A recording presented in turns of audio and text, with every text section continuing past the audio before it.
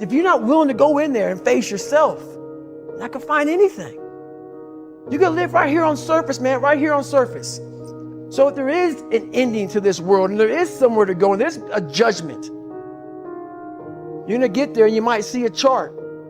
And that chart may tell you who the f you should have been. And now you get the rest of your life to think about that. Man, I could have lived a much better life if I just would have just suffered a little bit more. If I just would have went in that and realized I had so much more. But fear and the 40% and living here versus living here, being afraid, stop me. Your biggest enemy, the most important conversation you will ever have in your life is the one you have with yourself. You wake up with it, you walk around with it, you go to bed with it. Eventually, you're going to act on it, whether you're good or bad. You have to. That's why the whole thing about this book I have, it's about you. It is about you. It's strictly about you finding who you are. So many people die, live 100 years, never fucking know who they are. Never know who they are. You have to look in that mirror and know there's so much more in here, man. Because I can literally right now be a 300-pound guy spraying for cockroaches still to this day. If I did not look in that mirror and say, there has to be more to this. This can't be it. And then willing to go into it, dive deep into it, and give all I have to find it. So that's what all that's about. Let's say there's 10 people in this room, and we're all mediocre. But I'm the best of the mediocre people. I now think I'm great. I'm great. We surround ourselves around people that make us feel great. They tell us what we want to hear.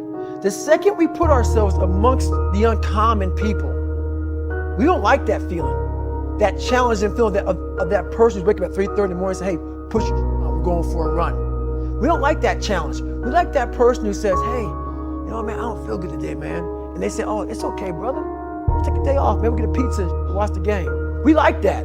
We love that feeling. Why? Because you understand, man, we're good, bro. We don't want that motherfuckers like this. Hey, man, no, bro. Get your fucking shit on, man. Stop being a punk. We don't want that in our lives. We don't want that person who's constantly challenging our weaknesses. We want that person who's constantly, making us feel nice and good and secure in ours. That's the mediocrity of life. We want to be the best amongst the average people. People wonder, how do you stay hungry all the time? Because after I accomplish something, I don't sit back like a lot of guys who graduate buds, graduate this, graduate that. They get comfortable. They wonder why I'm getting weak, man. I don't know, I lost my edge. What's going on? Because once you hit the top of the fucking mountain, guess what happened? I'm good. I'm good. So you wonder why you're falling down now. Because once you reach the top of the mountain, you got to build another one. That's mediocrity.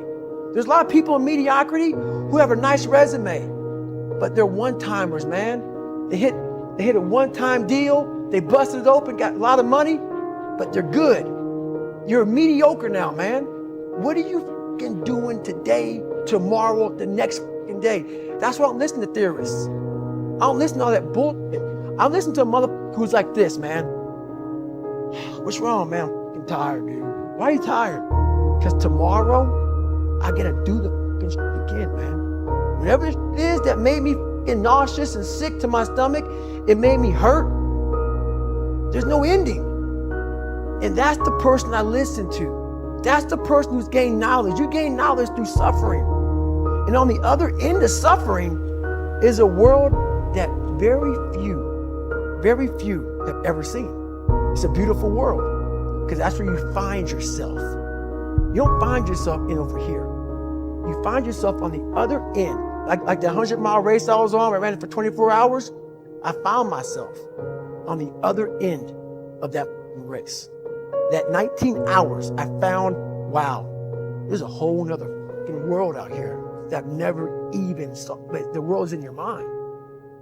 And that's what all that mediocrity is about. The mind has the tactical advantage over you at all times. At all times of your life, the mind has a tactical advantage over you. Why is that? It knows what you're afraid of. It knows your insecurities. It knows your deep, dark lies. And it starts to push you away from that. It pushes you in a direction that is comfortable. The mind controls everything. So what I realized was that when I was growing up and I was 300 pounds and I got all fat and I got all insecure, I realized that my mind kept taking me in this direction. When things got uncomfortable for me, when I was facing my insecurities, I was facing my fears, my mind said, oh no, we have a tactical advantage. We need to get you, separate you from this feeling. This feeling over your life is all about feelings. We want the happy feeling. We don't want that feeling of this sucks. If in that moment, you can answer those up questions and you are now in charge of your brain versus your brain ruling you, that's where all that stuff comes from. So the 40% rule is all of that. You get to 40%, your brain says, we're done. Let's roll, man. This is starting to get painful. This is uncomfortable. So you sit down. You have to figure out ways, and everybody's different. That's how the book kind of talks about, like we all have these things about, 5 steps to this and 4 steps to this. It's a lot more than that. That's all bullshit. It's a practice that you have to, it's a habit. So if you know that at 40%, I'm feeling pain. At 40%, I'm feeling pain. That's where the 40% rule kicks in. Now it starts. Okay, I'm feeling pain. My mind's saying all this to me. It's saying, get out of here, run, flee. The fight or flight kicks in. Okay, we're done. We're not good enough. It starts telling you all these things. You start to believe it because the mind controls all. This is the time where you have to gain control back of your mind.